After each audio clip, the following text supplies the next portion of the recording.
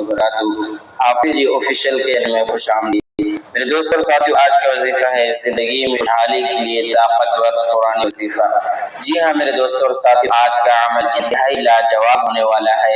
हर एक शख्स खुशहाली चाहता है, तो इस अमल के साथ, इस वीडियो के साथ बने रहे, इंशाअल्लाह बहुत ज्यादा फायदा होगा।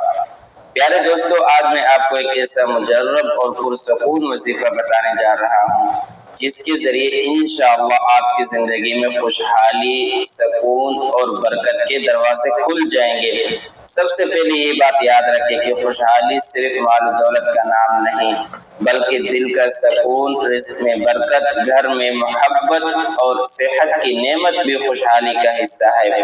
अब आते हैं वजीफे की तरफ, बिला आप दोस्तों का टाइम वेस्ट किए बगैर।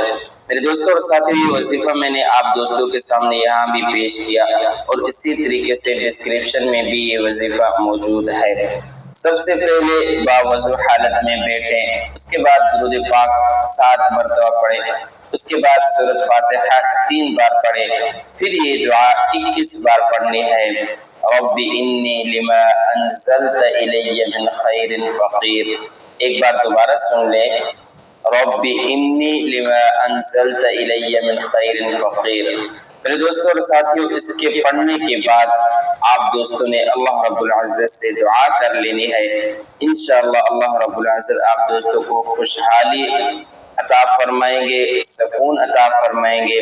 और जो शख्स ये वजीफा रोजाना फजर की नमाज के बाद पढ़ता है, उसके रिज़्क़ में अल्लाह ताला बरकत डालते हैं, दिल को सुकून मिलता है, घर में खुशहाली आती है, बेबरकतें ख़त्म हो जाती है।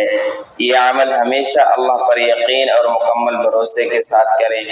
वजीफे के बाद दुआ मांगे, या अल्लाह मेरे रिज़्क़ में, सेहत में, मेरी औलाद में बरकत अता फरमा। आमीन आमीन सुम्मा आमीन। तो ये था आज का वजीफा, इंतहाई लाजवाब वजीफा है। मेरे दोस्तों और साथियों, इसको खुद भी करें, अपने दोस्तों और रिश्तेदारों के साथ भी ज़रूर शेयर करें।